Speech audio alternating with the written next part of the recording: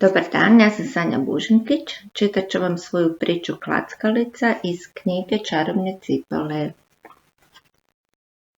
Dvije djevojčice sjede u parku na klackalici.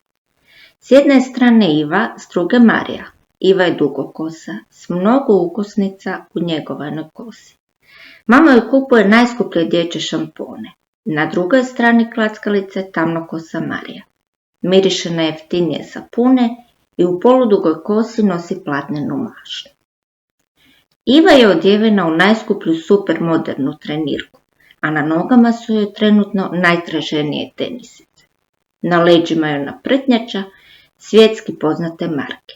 Marija ima jednostavnu ružičastu majicu i traperice, a platnene tenisice su sasvim obične. Na jednoj strani klackalice je Iva, čija soba izgleda kao izrezana iz časopisa. U njoj je krevet na kat, gomila plišanih igračaka i lutke koje govore i hodaju. Zatim, televizor i računalo. Marija to zna, jer je sobu vidjela.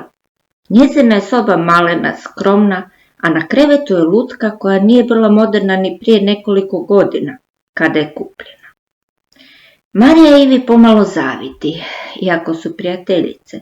Zavidi joj na skupome mobitelu, jer njoj roditelji ne mogu kupiti ni najobičniji, najjeftiniji i takav im je preskup. Onda Ivi zazvoni mobitel. Kad se javi, osmijeh joj nestaje s lica.